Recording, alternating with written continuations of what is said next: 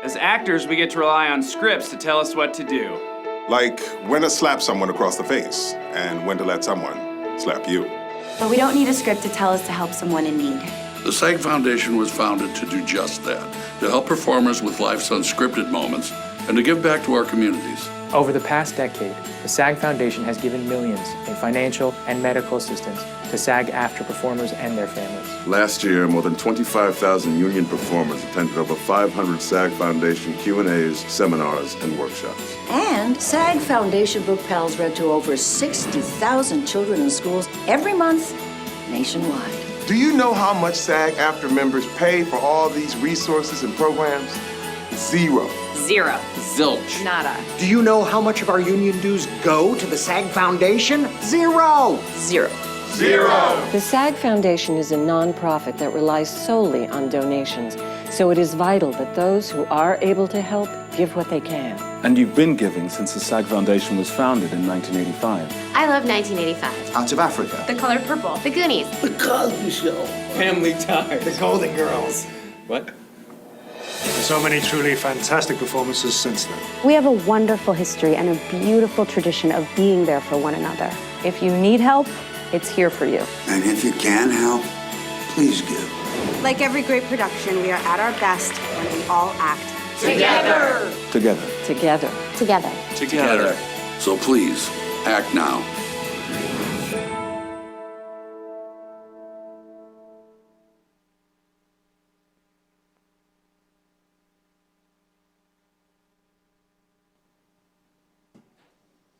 So good evening once again. My name is Dennis Baker. I'm the LifeRaft Program Director. Thank you for the people in the audience. Thank you for those that are watching in the live stream. Tonight's a special night because once a year, the Becky Pastor Fund has provided us with the resources to bring in a LifeRaft event to you. So we want to acknowledge that and say thank you to Joan Pastor, her sister, and for Becky Pastor, who was an advocate for actors and an actress herself. So thank you for that.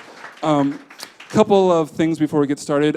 We are trying to be social media conscious, aka this conversation. We're on things like Twitter and Facebook, but the most important is our YouTube channel, youtube.com/SAG Foundation.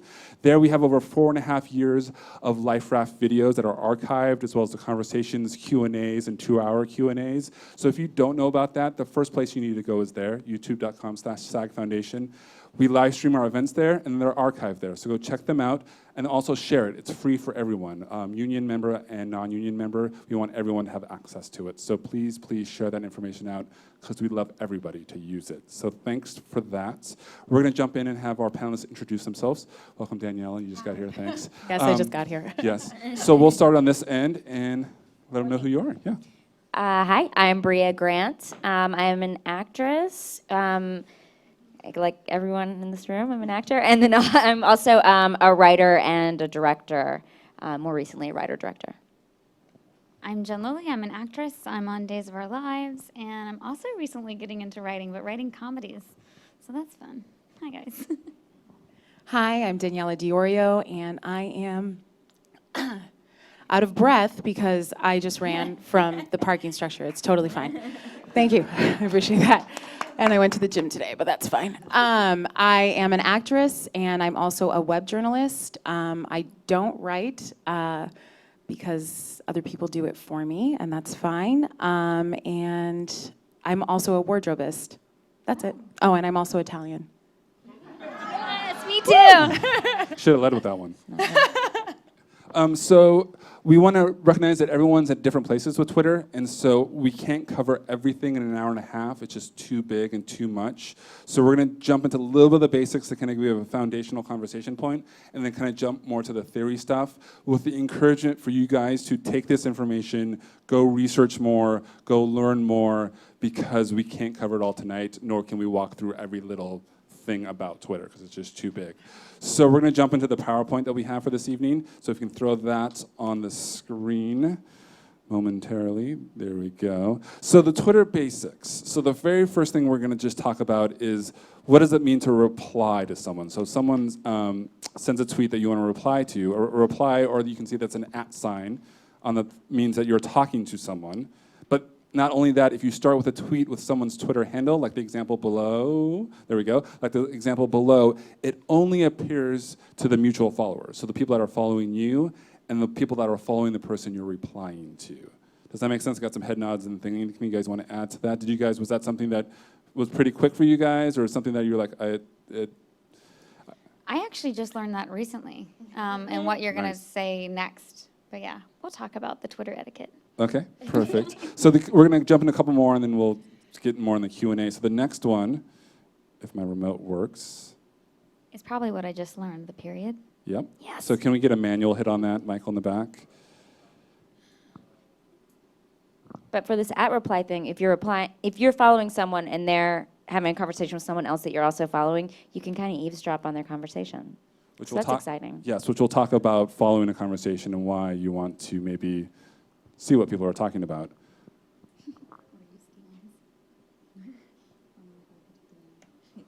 My remote's not working. There we go. Okay, so a public reply or a dot before the @ sign, this is a thing that a lot of people don't know about. It means that you're talking to someone, but you're also replying in a public manner. And what a public manner means is that anybody could see it. They don't have to follow you, and they don't have to be following the other person. So for example, this one, we replied to Danielle casting, because we were talking about the commercial panel we just did. So that means the people that saw it didn't have to follow the SAG Foundation or didn't have to follow her to be able to see that. Again, the reason why it's public. So anytime you want to reply to someone, but you want everyone else to see it, that's a dot sign. And that was new information for you, Jen, and stuff. It was a new information for me, and also it's not just if you're replying, if you want to originate a tweet, like this is probably an original tweet, but if you want everyone to see it, just put a period in ahead of it. And another way to think about it is if you want to, say like, if you start a sentence with a person's name, but you want to start the sentence with the person's handle, but you want everyone to see that sentence, you put a dot in front of it. So you sometimes can use the handle as the person's name. So instead of saying, Brea Grant, thanks for coming here, I would go dot @ Brea Grant, thanks for being on the panel this evening. You're welcome. And for anyone who doesn't know what a handle is, that's just Twitter lingo for your @name. Twitter handle, Twitter name. There's lots of names for it. I'm going to see if this remote works one more time before I totally... Oh, there we go. Excellent. So retweet is repeating what someone else has tweeted so your followers can see it. So basically it's giving your stamp of approval, saying, I really like this tweet. You're retweeting it. But Twitter has done it in a very specific way, which is newer, is that when you retweet, you see that it says retweeted by SAG Foundation, but your followers actually see the other person's handle, the other person's name, their actual tweet. So it looks like their tweet in your kind of stream. So you're kind of really giving your stamp of approval, saying this person, and I want them to kind of give them a shout out. And your stream is called your timeline. Excellent. Stream, timeline. There's various names for various things. This is why I guys, yeah, I know, I love it. This is why guys I had you here. So a couple more things before we get into kind of the theory behind all of this. Hashtag. You guys heard a lot about this. Hashtag has kind of been in the popular culture reference. Jimmy Fallon made it super, super popular. Hashtags or the number symbol allows a tweet to be searched by certain themes. And we're going to talk about this more later on, the idea of following a conversation. The example we gave here is SAG Foundation is doing a poker event coming up for voiceover. And so we're using a hashtag called SAG-AFTRA. So people want to follow who's tweeting about it, maybe who's coming. So a celebrity might tweet, I'm excited to come to the hashtag SAG-AFTRA, and you want to know about that, you can actually follow a conversation based on a hashtag.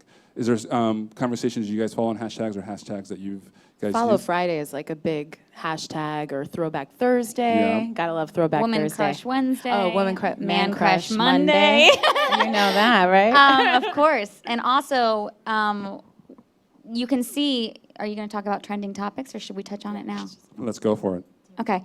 Trending topics will be, if you go on Twitter, it would be your right-hand column. You would see all these hashtag signs or pound signs or number signs, like you're seeing on the PowerPoint. TBT is Throwback Thursday, like you see. So you'd be like, oh, TBT is trending, which means that you can select whether you're watching a trend in the United States, meaning these are the top 10 hashtags that are being used in the United States, or these are the top 10 hashtags that are being used in your state or worldwide. You can select the range of what you want to see.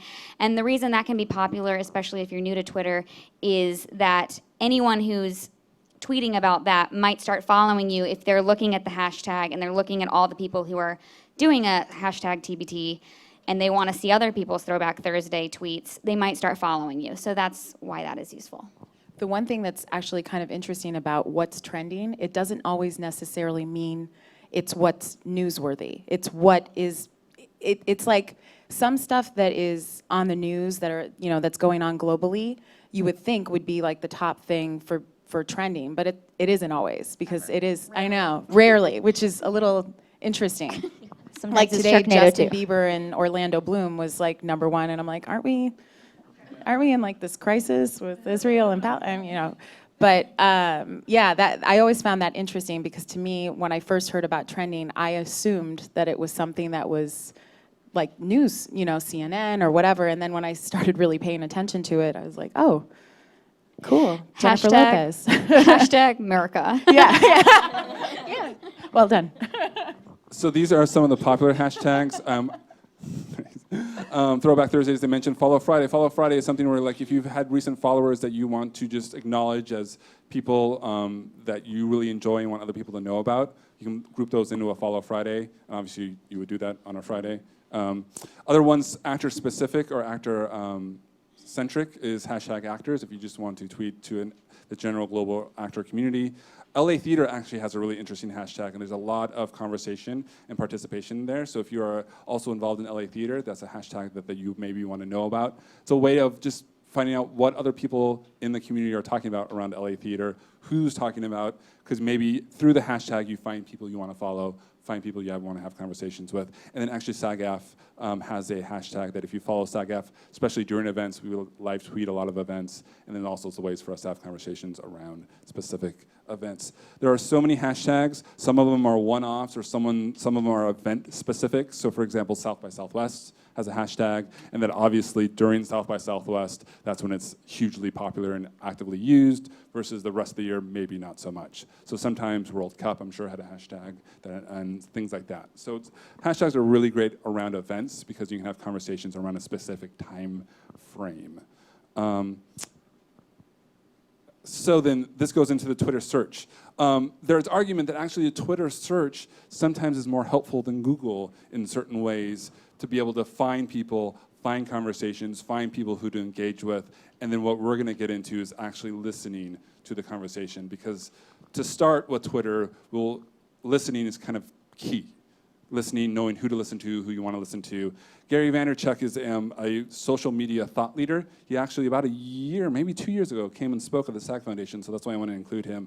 And he had a great quote that I enjoy: the internet's a cocktail party. Twitter is a place for listening, learning, and conversing with your audience, and I would include with your peers, and also with people in industry-related fields, and so on and so forth. So that's going to kind of be the theme of the evening that we're going to jump into.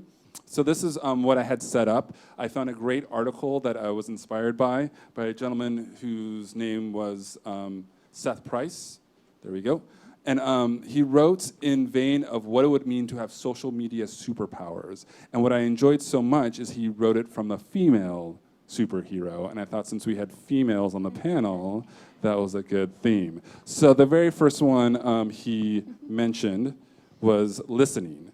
And so we're going to start with listening, and his couple sentences he used was, she's a social media superhero in regards to listening, that she's a relationship builder, a friend, she listens, she asks questions, and then she listens some more. So I want to ask, we'll start with Brea and go down, what does listening on Twitter mean to you? I mean, I think people have this, they get on Twitter and they think they need to go out there and be like, here's my web series, and here's my headshot, and here's what I look like, and I want to be in your show. But I think what it's better to do is to go out and find people that you like, people you're interested in, and see what they're doing, because they're doing the same thing. Here's my show, and here's my whatever. And communicating with them and following them and being interested in what they're doing. You're already interested in it. start a conversation with people that you like. I think that's one of the most helpful things about Twitter. You can't walk up to Kevin Smith on the street, but you can tweet to him and say, hey, I loved, Red State or whatever. You can go out to people and say like, hey, I liked this little movie you did, or I love your web series, and it's a great way to make connections. And be genuine. That sounded like you were just going out. Don't do that.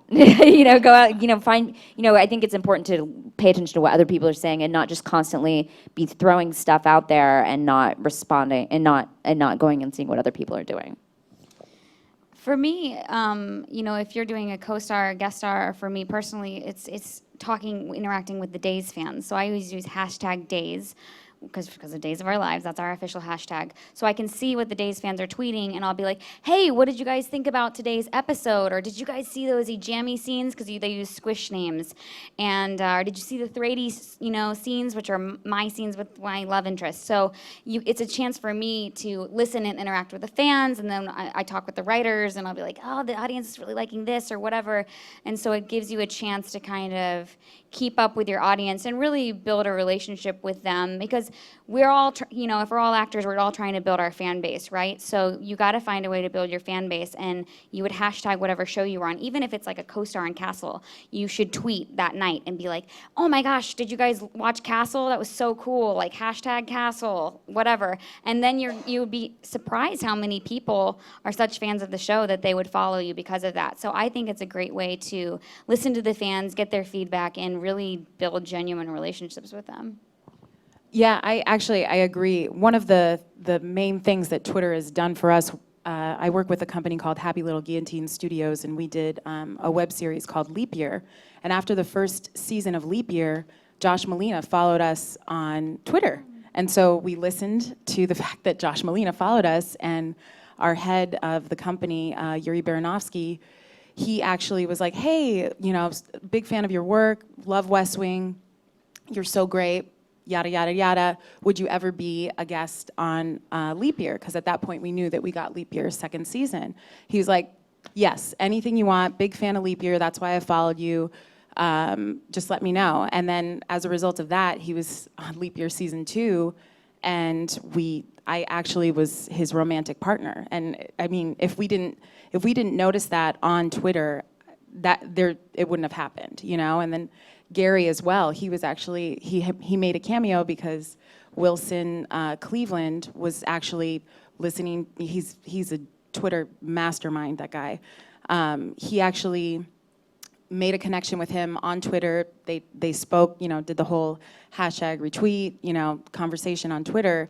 And we filmed in New York, and he was there, and he did a little cameo. So I think the thing with listening on Twitter as opposed to listening in real life is you have to be very aware of like, oh, okay, so they followed me.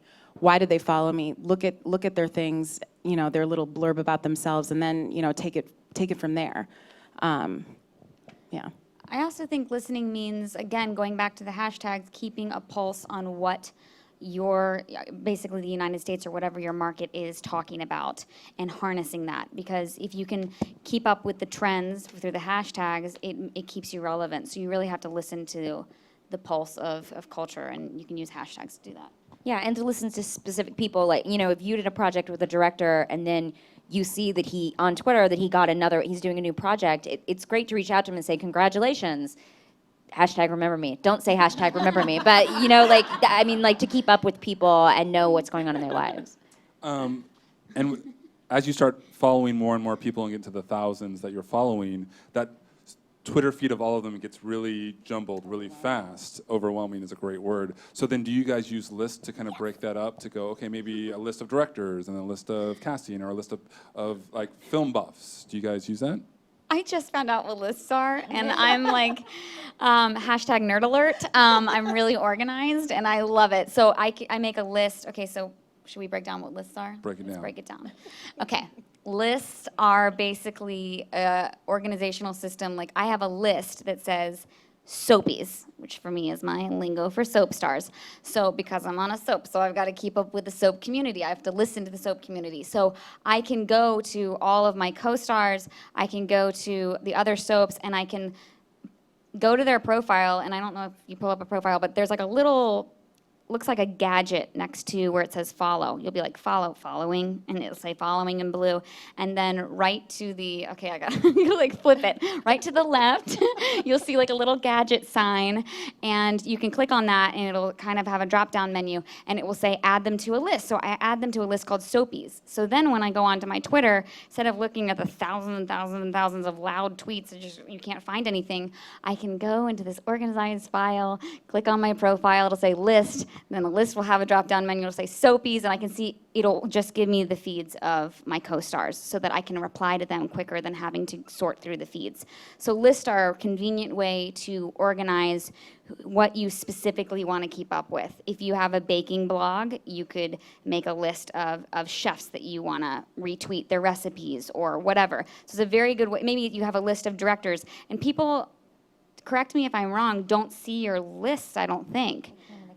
Some are private, Okay, and some are not. You can make them private, but they're not automatically private. So, but you could make a list of, if you're an actor, you could make a list of casting directors, you could make a list of directors, you know, writers, people that inspire you, shows, whatever, and you can keep a pulse on that by creating lists. Yeah, so don't make a weird one and then add people to it because they'll see it, and make that one private if you're going to make a super weird one. Thanks so much. Hashtag PSA. So what kind of lists do you guys have? You know, I don't do that. I don't do lists. No, I don't. I mean, I try to keep the number of people I follow smaller. I mean, I still follow probably more people than I should, but I also just try not to get overwhelmed by social media. And if I miss stuff, that's okay. That's the big thing to keep in mind. It's okay to miss a lot of stuff. Live life. Don't rely on social media for life. I actually don't have a list that I continued. I started it, and then now I feel like I need to go back and make sure that it's private. Thank you for that. Hashtag grateful. She's like, man, I want to marry. Yeah, oh God. But one thing is that because I work for like myself and then HLG Studios, and then I also work the web journalism thing with WebV Guide, I feel like I have these 3 different Twitter handles that I kind of have. Okay, well, this is where I need to follow a new web series, and this is where I need to talk about me, and this is where I need to talk about the company, and I don't know. That's kind of, now I also feel like I need to go back and delete those lists. I'm just really thinking about that. Sorry. No. You can also add people to lists that you're not following because, again, there is this weird game of, it's like dating where you don't want to follow too many people because you want to have like a much less, you want to follow a lot less people than are following you. I don't know what the rule is. It's like dating. You got to like be fly on Twitter. So I have lists. You can also add people to lists that you are not following. So I have lists for Soapies, retweetable, like things that are really funny that I might want to retweet. I have a list for different charities. Like I have a list for people who tweet about child abuse or police departments because I volunteer with organizations like that. So I want to keep a pulse on what's going on in the United States with child abuse cases. So I don't really want to follow those people because it's really depressing, but if I need to like go in and check the pulse, I can add them to a list, and I have a separate list for that. This goes great into a question because I think, Danielle, you were talking about this. Roselia, she's a live stream viewer. I hope I didn't butcher her name. Hi, Roselia. Her concern is she feels like she has like 4 or 5 Twitter handles, like one for her personal, like talked about, one for maybe a film she was doing, all this stuff. How do you guys manage that? I'm lucky. I have like a team. I have WebV Guide, who Susan Siniowski. She is amazing, and she'll handle the Twitter, and she's probably watching right now on the feed, which is awesome. She's so cool. And then, I'll take over that because we're both admin for that. And then with HLG Studios, it's me and the 3 other people for the company. So it's not so overwhelming. Like we have these meetings where it's like, oh, this is happening with this. And, we kind of congregate and see who we need to follow and what we need to do. And then it's, my own personal thing that I should really get a handle on. You can also use, there's so many, they're app suites is what they're called, but one would be TweetDeck. That's personally what I use.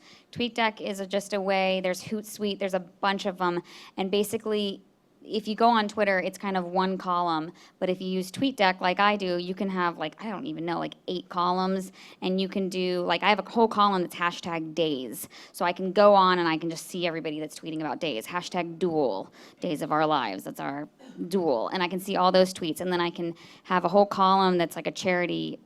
I help with the charity's Twitter. So I can run the tweets for them. So it's a way to kind of manage it across the board. I know it's kind of getting complex if you don't have like a thing, but research TweetDeck and research Hootsuite. That's an easy way to manage multiple handles, I think. Great. Hootsuite? Hootsuite? I mean, but I think you could probably Google or Bing like a Twitter app suite. I should also plug, because my best friend runs a social media company, and she has a product called Edgar that does a similar thing, but if you have a, let's say you have one that's just for film or and you just tweet out stuff every day like, hey, check us out on iTunes or whatever, there are programs that will just automatically do that for you. How do you spell that? Edgar, Edgar. But it's just like that, it's a new program that's, I don't even know if it's out yet. Yeah, I think it's in beta. It's in beta. Yeah, it's in beta. So, let's talk about, did you, for your movie, Brea, which we'll talk about more in a minute, but in the beginning part of it, did you feel like your personal Twitter handle suffered because you're focused more on the movie and the movie handle, or do you think you get a balance on that? I didn't do the movie handle. I had producers that did that for me, thank God. But I did, I was able to leverage my Twitter following to, go follow this, go check out our stuff that's happening. I mean, it was super helpful to have a lot of loyal Twitter followers when that started happening. Which we'll talk about. Let's go to the next one. Our next superpower is nurturing. So nurturing, she doesn't try so hard to sell stuff. She's a nurturer and aims to be relentlessly hopeful. So my question around this is, what is your guys' recommendation for actors in how they should engage with industry professionals? So maybe they're more nurturing and maybe less of the hashtag remember me. I mean, I think treating people the way you would like to be treated it's the golden rule. So I think to just, look, we all make things, right? So how would you want someone to approach you? You would want them to say, I like this thing. I love this scene that you did. I love this specific thing. That's the kind of stuff that gets my attention. When people talk about a specific project or any specific character, anything like that, I think that's better than just reaching out to someone and saying, follow back, please, which is that's what I was going to touch on. Don't ask people to follow back, please. Just don't expect so anybody. rude. And I don't expect anybody to follow me back. There's tons of people I follow who don't follow me. There's nothing about Twitter that says you have to follow somebody back. But I think creating a dialogue with someone is always interesting to people, and that's why we're on there in the first place, right? Yeah. I do agree. I'm just thinking as far as in the professional arena, nurturing, I think it goes back to like the golden rule, and then adding on to that is also using, it's like the opposite. Instead of using, in psychology when you're in arguments, they'll be like, use I statements instead of you statements. I would say use you statements instead of I statements. Like talk about that person and invest in them and do the research. And then also nurturing, like when you're dealing with your Twitter followers, try to be genuine, I'd say take an interest in them because they took an interest in you, but that's my 2 cents. No, I totally, be nice.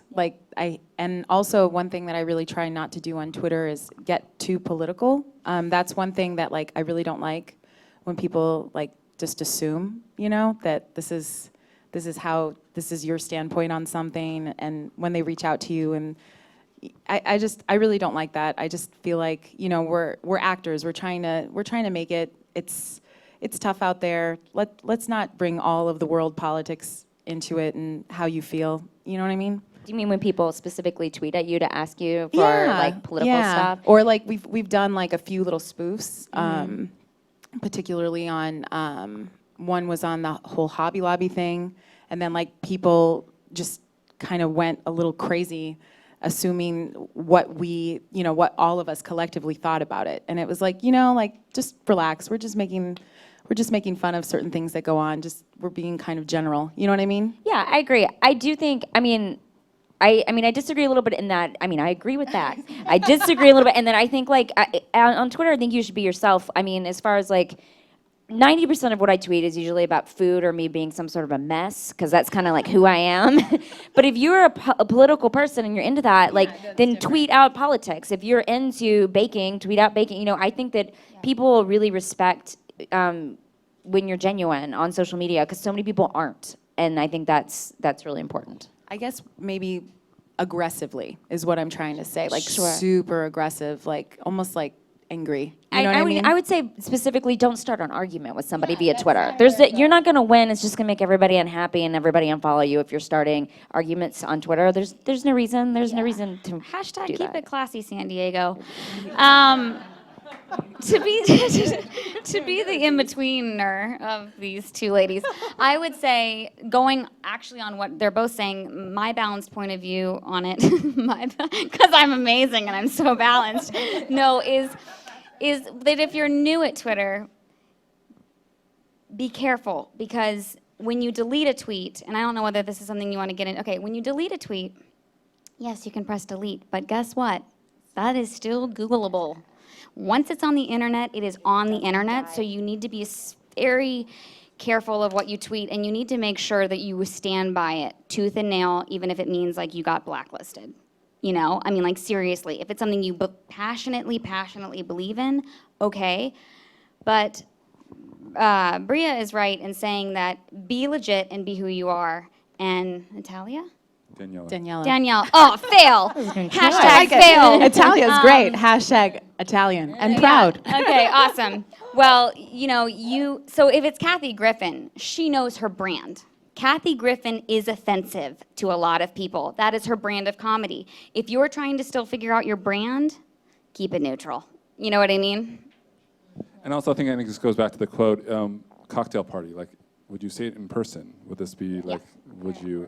I think that's be mindful. Sometimes when we're on the internet, things are said that you might not say in person. And you gotta think about that. We're gonna go to the next superpower here, engaging. So the superpower engaging, the superhero, she aims to engage, ask a question or make a comment, and she's right on topic-wise. So these have a couple questions around them.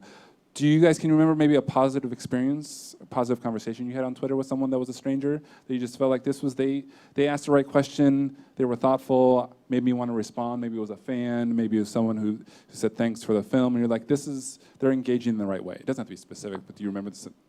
Yeah. Did you want to? I feel like I'm talking a lot. Okay. I'm talking a lot. No, you're not. Okay.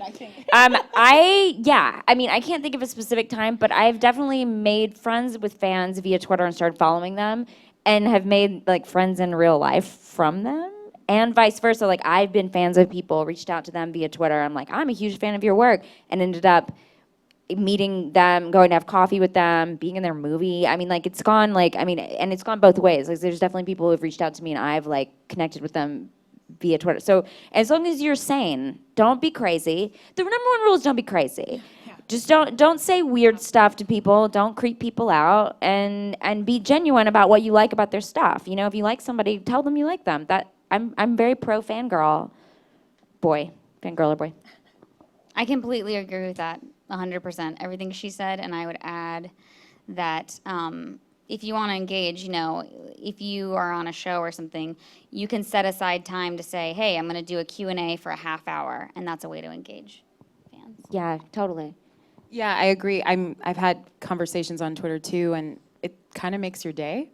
There's sometimes when you have like those like positive comments like, hey, I just saw you in blah, blah, blah, loved your work, and I'm like, oh my God, people love me. And it's just like the rest of the day, you literally feel like you're in that happy music video, you know what I mean? Just like dancing around, like, but yeah, no, it's like so nice. And yeah, if they're nice, yeah, why not be nice back? Yeah. Actually, I have a specific story. I thought of one, which is me fangirling out on somebody. I love Rian Johnson, who directed a movie called Looper, last year. It came out last year. You guys have seen it. And I read the script before they started shooting it, and I tweeted him, and I was like, hey, just so you know, I got a copy of your script, and I read it, and it's awesome. And like, I think I was supposed to have it. I don't think I was not supposed to have it. I don't remember. But and he said, and I write comic books, and he said, oh my God, your comic book is actually sitting on my desk right now. And I was like, whoa. And so then we started following each other, and of course, me being the actor, the first thing I did was like, I'm going to put myself on tape for one of your roles and send it to you. And then just did it without asking. Don't do this all the time. I am in Looper. I am not in a big scene, but he called me at some point, and I'm on like a billboard in Looper at the very beginning. Like but he was just like a nice way, and we've become friends, and he helped me through my movie, and he's become a friend of mine that way. And it's worked the other way as well, where people have reached out to me, and I've become friends with them. That makes it sound so terrible. Anyway, we've all become friends. But that's a specific weird connection. I hear that you never, the goal wasn't to get the audition. It was after the natural conversation. Of course. And that's what I'm getting out of it. Yes, and I should say that. I mean, and that's the genuine part of it, is that I genuinely liked I am a huge fan, loved his work, had been following him, happened to read this thing, and was like, look, this is going to be awesome, and I'm just super amazed that you're doing this cool thing, Rock on. Cool. Do you reply to everyone? Is it just a time thing for you guys? Is it just, I have time to reply, I don't have time to reply? Has there been people that have been upset if you don't reply? How do you deal with that? There's definitely people that can be upset if you don't reply, but the thing is you're getting thousands of tweets a day, and Twitter etiquette, touching on that, you really don't want to tweet too much because it's obnoxious, because people follow other people than just you. Hashtag narcissist alert. And so you don't want to tweet too much because people kind of don't want to hear you talking all the time. So I would say what I do, and it's like so horrible. I love it, but it's so horrible. When I first started following on doing the whole Twitter thing, I was like, I'm going to favorite everybody's tweets that tweet me, as long as they're not rude or really talking about another person rudely. I mean, whether it's me or another coworker, I'm not going to favorite that if it's just negative. But I favorite them as a way to be like, hey, saw your tweet, because I can't reply to all of them, but that takes hours a day, so. Yeah, there's no reason to reply to everybody. And I don't think people expect it. I don't expect everyone to reply to things I write to them, especially when you're doing a congrats, your movie was great, congrats, I loved you on this. I don't expect someone to reply to my tweets. It's not like walking to someone on the street. I totally agree. I agree with everything you two said. That's it. I agree with you. I agree with you. Hashtag love sesh. Oh my God. So this goes great into Matt's question. Is Matt in the room, or is this online? Do we have a Matt in the room? Hey, Matt. There's Matt right there. What up, Matt? His specific question is, how many times a day or week should one tweet? Oh. Awesome. Ellen DeGeneres says 4 times a day. I say it depends. That's what she says? Yeah, she says 4 times a day. Interesting. I think it depends on what you're doing. Yeah. On busy days, or if I'm on set or something that I think people will be interested in, I'll tweet 4 times. But if it's a boring day, I may not tweet at all, because you don't want to hear about my time running on the treadmill at the gym. Yeah. Every day. Maybe once a week. I try to tweet at least 4 times a day, but I try not to tweet, I'll count my tweets if I think I'm tweeting too much. I won't tweet over, I try not to tweet over 20 times. I'm trying to be really engaging. But it depends. If you're doing a Q&A, obviously I will put out I do hashtag PSA, public service announcement for the late mind, if anybody didn't get that. I'll be hashtag PSA, I'm doing a Q&A, so just put it on mute if you don't want to watch this. And then you could be up to 100 tweets. The greatest thing about Twitter is the mute button. The greatest new thing they've added in the last year. They've added a mute button, which is if someone tweets too much, you can just mute them. You don't have to, and they're still they are not in your timeline.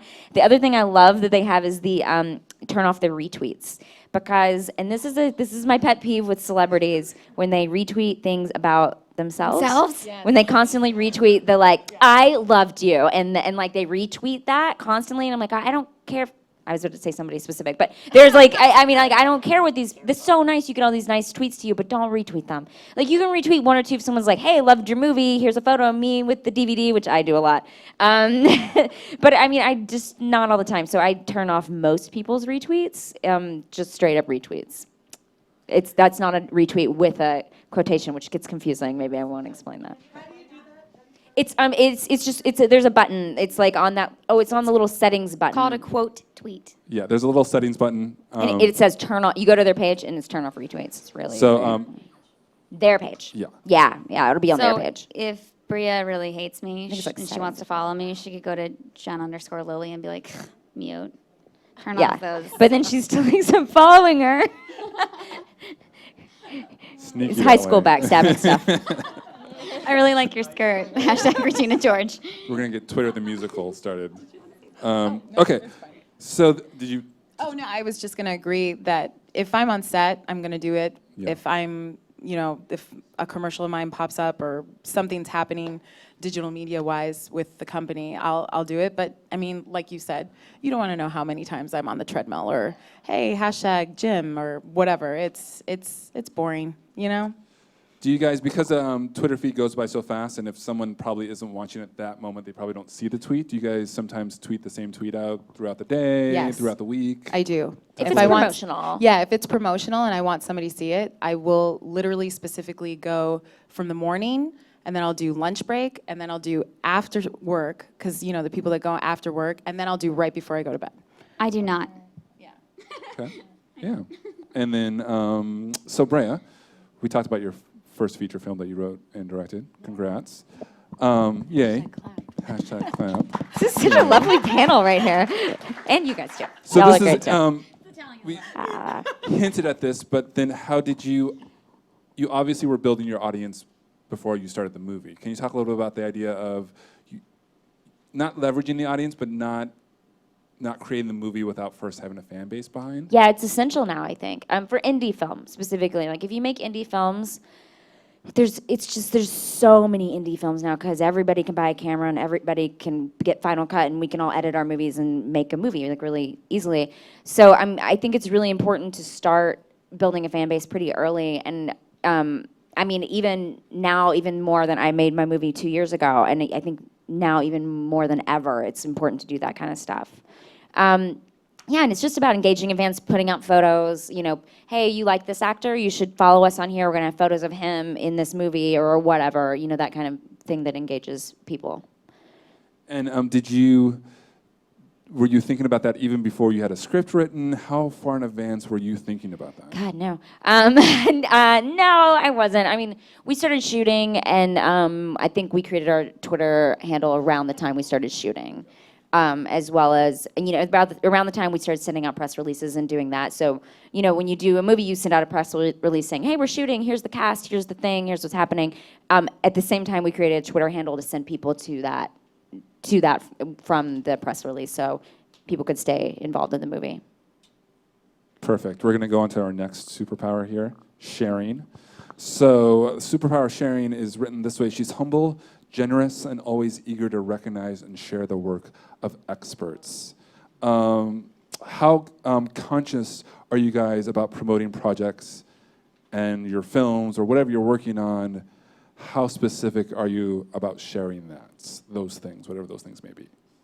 I'm pretty specific. Like I said, like when I share things, like if we have something going on, I make sure that the early morning crowd gets it when you're on the bus going to work or, looking at Facebook or Twitter in the car when you shouldn't be. And then I do lunchtime when people are on their lunch break, and then I do after work, and then right before you go to bed, because you have all those different types. You have all those people that go on Twitter at certain times of day, and I want to make sure that, hey, if I do something, it gets out there, and I don't want it to pass up, Yeah, I think that answers. And you would say 9, 12, 3, and 6 are good times to tweet? I would say that, hypothetically speaking. I interpreted this differently when I just read it just now, which is that I do a lot of sharing of other people's stuff.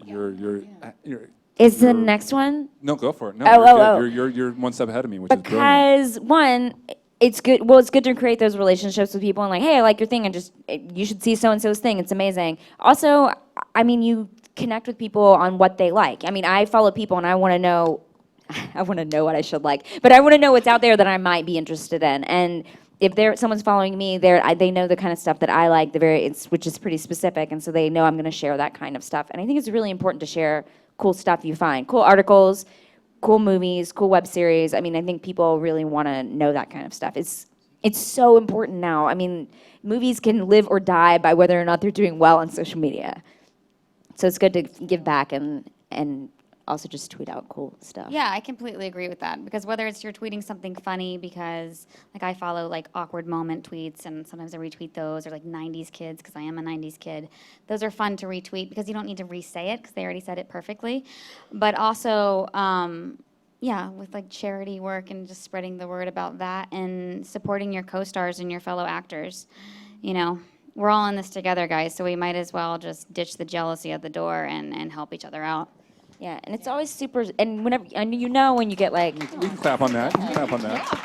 When someone tweets something you did out and they're like, oh, look at this awesome thing, this person, you're like, oh my God, that's so amazing. I can't believe that person just supported me in that way, and it feels really nice.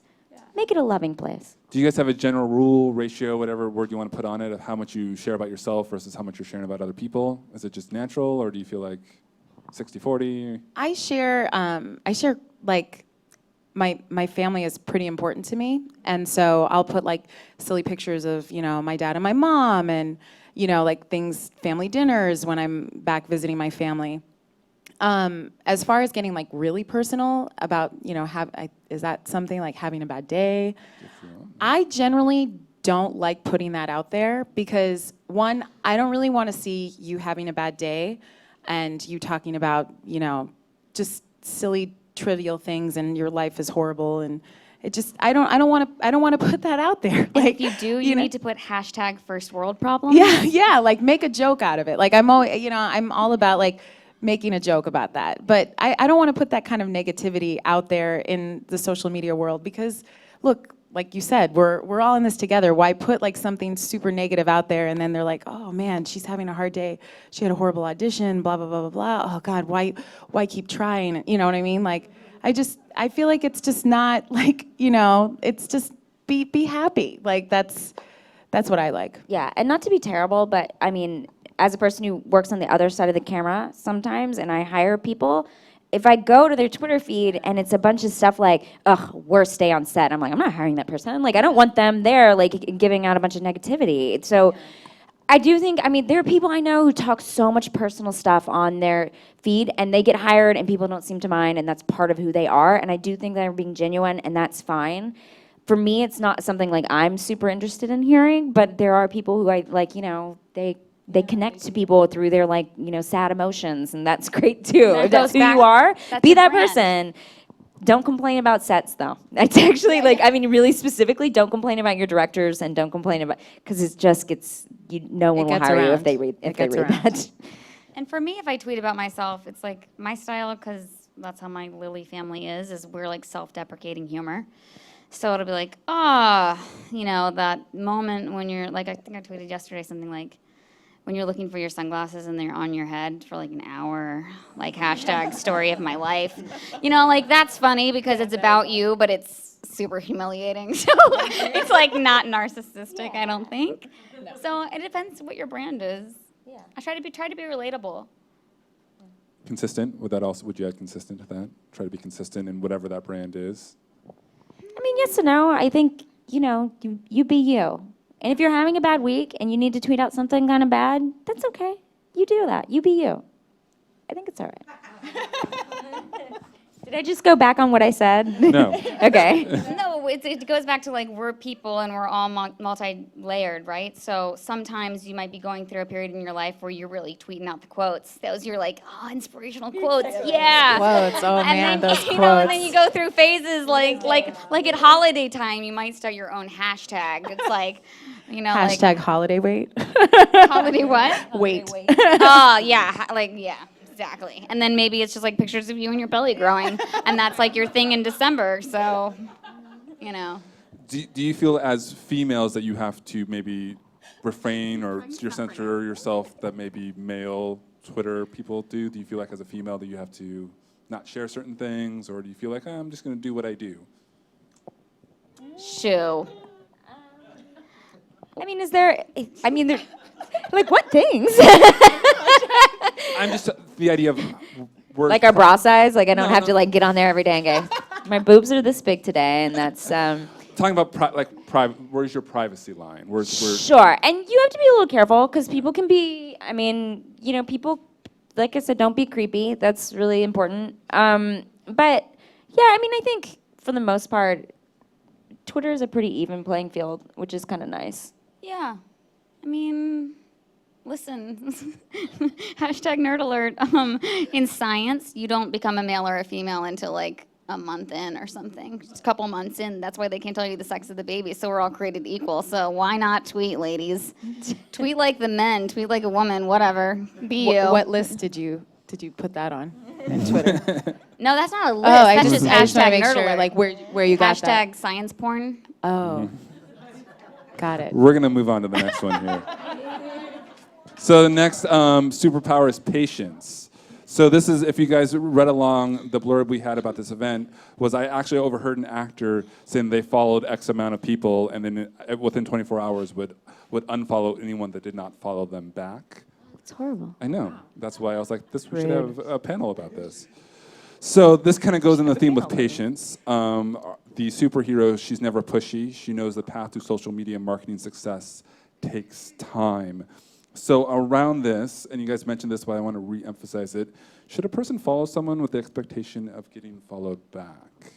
No. No. Excellent. I just want to make that clear. But for someone whose goal is that, what would you recommend them how to reset their mindsets? Look, you follow someone because you're a fan, or because you're interested in what they have to say, or because they're funny, or because they're pretty or handsome. Whatever reason it is that you follow them, that should be the reason, not for a follow back. Because it doesn't, it's not important. I mean, there's so many people I follow that don't follow me back. Simon Pegg, are you listening? I mean, there's a lot of people who don't follow me back, and it doesn't bother me. I don't think twice about it. You know, a little story on that. I love Taye Diggs, and I followed him, one of the first people I followed on my personal account. And not to brag or anything, but a month ago he followed me back, and that took, I know, thank you. Brush your shoulders off. Thank you. But that took, it took like, I don't know, like 7, 8 years. So, I mean, you know, be patient. Just be patient. It'll happen. Hashtag holding out for hope. It's fine. I mean, I did a little dance when I saw that. So, I mean, it's fine. But no, I never follow anybody with the intention of them following me back. It's not, I mean, except Taye Diggs. Does anybody here feel like they follow people with the intention of getting a follow back? Or is that, I think that's unreasonable. That person you're talking to is unreasonable. Well, yeah. Oh, wow. I would People agree. will follow you back after you genuinely develop a relationship with them via Twitter. Like if somebody immediately is just like, oh my God, I like you, follow me back. And it's literally the first time I've ever seen their Twitter handle because, nerd alert, I am totally in love with my Twitter followers and I know them, most of them by name. If I haven't seen your Twitter handle and your first thing is follow me, I'm like I just want to block them, but I don't. But I'm just like, I'm not going to favorite that. You're not getting a favorite. Yeah. Talk about people that ask you to, in the tweet to retweet them. How, kind of faux pas is that? In the tweet to be asked to be retweeted. Depends what they're tweeting about. If they're tweeting you're about a open to it? charity that I'm involved with or something you're interested in, then you're like, totally. Yeah, sometimes if it's something you're interested in, if I know them, if we've communicated before, I'd much rather get the one that's like, hey, will you check out my thing? And I'm usually like, yeah, if I have like a minute or two, I probably will click on that link. I mean, please, maybe I shouldn't have said that. But I will go click on, because people are going to send me like viruses that way now. Yeah, if it's something that I'm interested in, or if it's something that, kind of involves something that's going on within the companies, yeah, why not?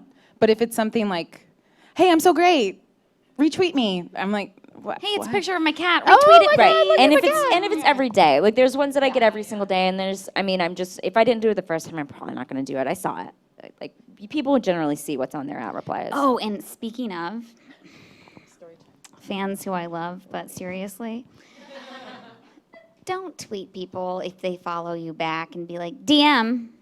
You're like, DM is direct message, which means that if I follow Brea and Brea follows me and I want to take it to a private conversation where the Twitter sphere is not looking at our conversation, I'm gonna DM her.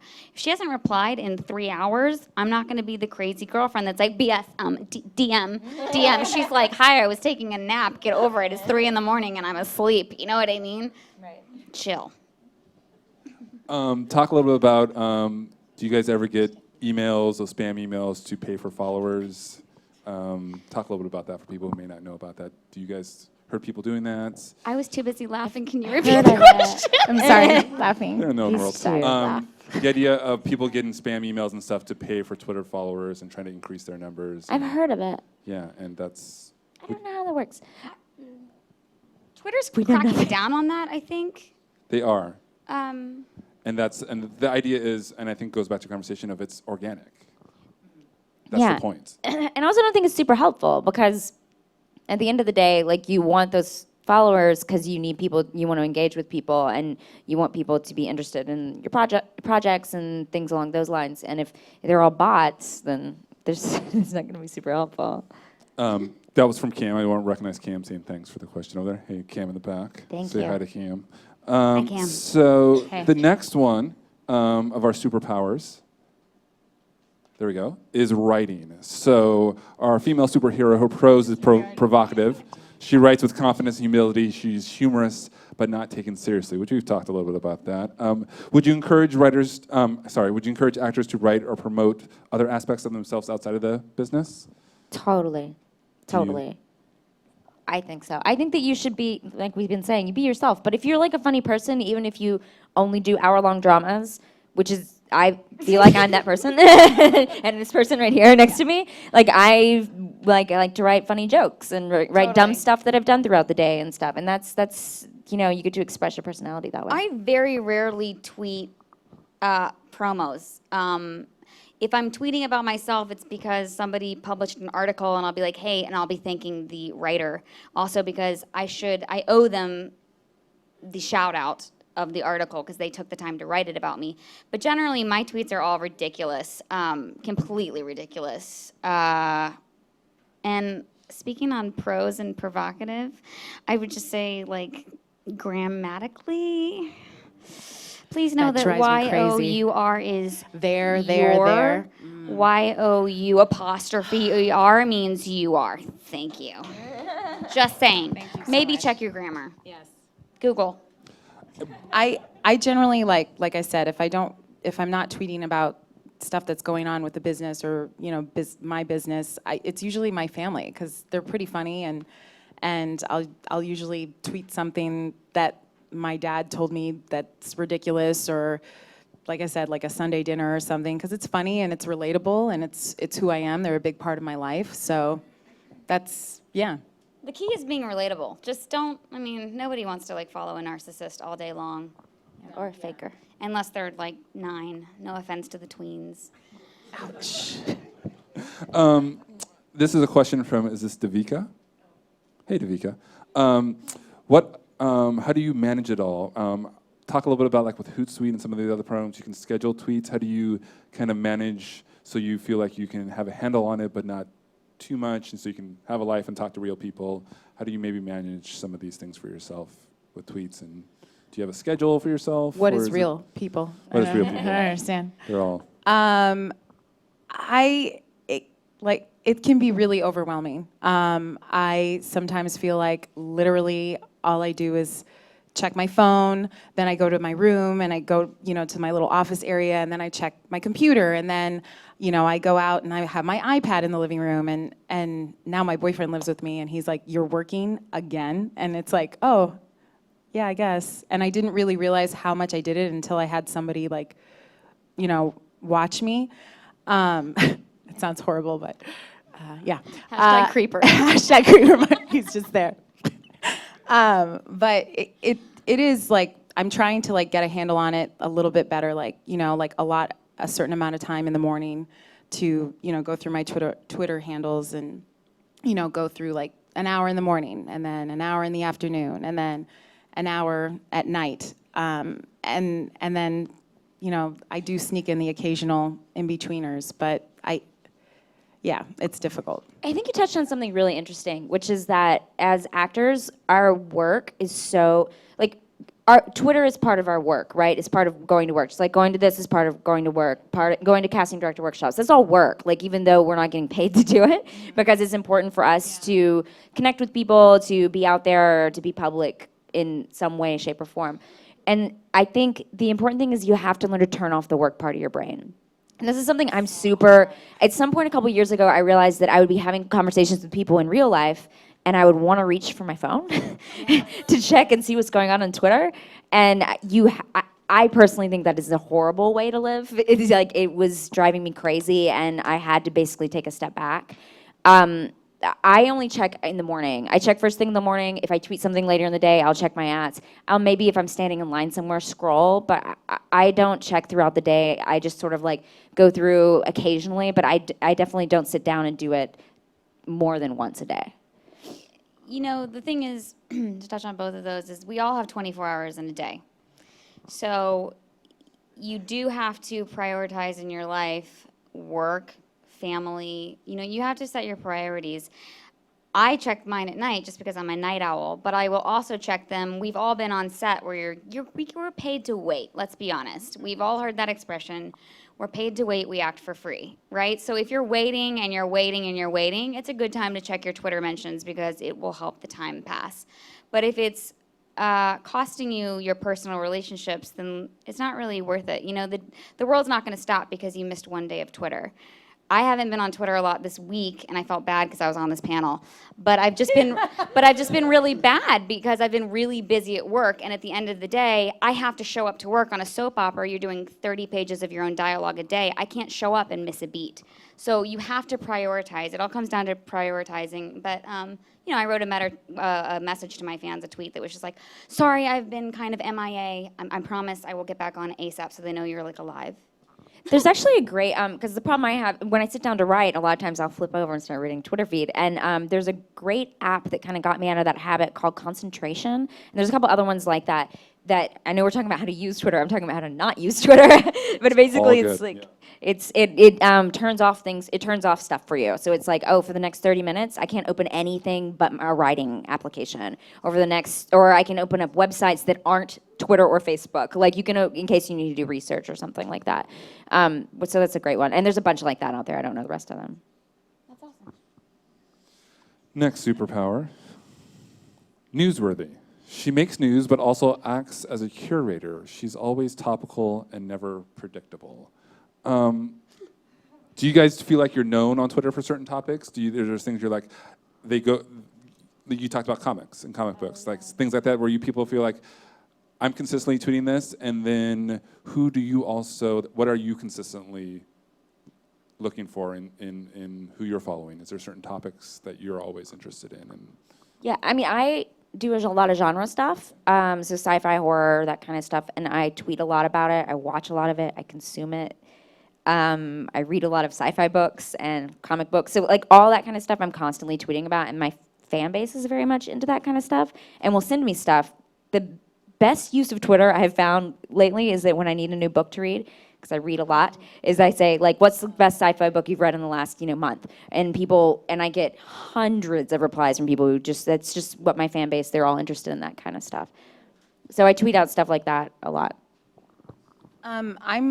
Because I do a lot of work with like web festivals, they send me like all over to cover various web festivals. So I feel like I'm kind of known specifically right now because a lot of them are going on. I'm known a lot for being the host of, WebV Guide Web Festival in Palm Springs or London or Toronto or wherever I'm going. But I feel like that's kind of been the predominant thing that I've been talking about recently, just because this is kind of web festival season. So, but I mean, this could be different, come November when the holidays happen and it's all about family, so. I don't feel like I'm very newsworthy. I'm pretty predictable. I'm gonna tweet like pictures and days stuff and funny random posts, except for charity stuff. Yeah. And then shout out any people that you follow for whatever topic or whatever reason you feel like are really good about what their topic is that they're sharing out. Is there anyone that you're like, this is my go-to person on Twitter if I want to know about this or that? There's somebody that I met through Twitter, actually, through WebV Guide. His name is Rob Goki, and he loves tacos. And I swear, this guy knows every Mexican restaurant in the LA area and New York City. And if you want to know about any good taco places, he will give you a detailed list and break it down. And when I moved here, I was like, I wanted to know, the ins and outs, and I love Mexican food, and I wanted to know where to go. And he gave me and my boyfriend a detailed list of where to go, what to do, what to order, and I mean, he's great. So if you, Rob Goki, really. He's also a composer and he's brilliant, but tacos. Tacos and composing. I don't know. I mean, I definitely have people go and read their stuff all the time, but I can tell you what it is. Yeah. And that actually goes into my next question is that niche, you know what I mean? Tacos. It's random, but when people want to know, people want to know. So talk a little about that maybe less followers, but more active engagement in that niche. Is that something that sometimes more numbers-wise isn't as, maybe the numbers is the initial appealing, but talk about a little bit more about maybe less numbers and more engagement of actual people might be of more benefit. Have you guys had that experience of not shooting for the number, but shooting for the engagement? Yeah, I have a friend that we were talking about this recently, and he said that he has found that his followers just they're not very engaged, but he has, several 100,000. And I maybe that's his tweets, maybe that, I don't really know what that is. Maybe they're bots, I have no idea. But I think it is really important, but it's important because it may also be that he's not engaging back with them, which is one of the, even though you don't want to reply to every @reply, or you can, but you don't have to. Obviously, I'm going around in circles, but even if you don't want to reply to every single @reply, it's good to reply to some of them. When people ask you questions, when people want to communicate with you about something. And I think this goes back to, another Gary Vaynerchuk quote. He goes, because of Twitter, it's gone back to that small town community where you can talk to people who on Twitter maybe feel like they're just down the block when really they're a world away. Twitter is cool because Facebook is where you talk with your friends and family, and Twitter is where you talk to complete strangers and they become your friends and family. Yeah, I agree. It's funny not to keep talking about Rob. I don't know why I keep talking about him, but she's craving tacos. She's love hungry. Rob. He actually met his wife on Twitter. It was just a really awesome story. They both started talking. She's a composer, he's a composer, and then they met because they ended up working on, I think it was the same web series, and then they were like, oh, that totally needs to be a really crazy movie. I know. I was like, you guys. Brea, make it. Oh my God, go for it. But yeah, it's kind of cool because that they had engagement, little talks here and there on Twitter, and then they actually met each other, and it was like, oh my God. That's so scary. Any girl that are listening, please carry mace and maybe check them out. I'm just saying. He's a really nice guy. It's great. It's funny because Rob was Watch your one drink. for our last minute people we were reaching out to. Rob was one of them. Rob's so awesome. he was bummed that he couldn't be here. So that's small world. Our last superpower, unpretentiousness. No veils, no BS. She is who she is, sincere, genuine, and honest. We talked a lot about this, but I want to kind of conclude here. What are your kind of last bits of nuggets that you would want to leave the viewers and the audience with about Twitter? That you're like, if you don't remember anything, please remember this. Tweet things you would want to read. And be nice. That's really, Yeah, keep it classy, San Diego. Yeah, keep it classy. LA. We're in LA. Hashtag rude. Hashtag what? Hashtag SMH, which means shaking my head. You acronymed me. I think just don't take it too seriously. Yeah. It's not the end of the world. It's not the beginning of the world. It's nothing. It's important to do, but if it's not that important to you, then it's not important. Do you know what I mean? It doesn't have to be important to you. You can totally have a completely legitimate career without being on Twitter. Jennifer Lawrence is not on Twitter. Yeah. I don't know, but that sounds true to me. Yeah. We'll go with it, for all we know. It's true. It's true. I think that's a great place to end. Let's give them a hand and say thank you.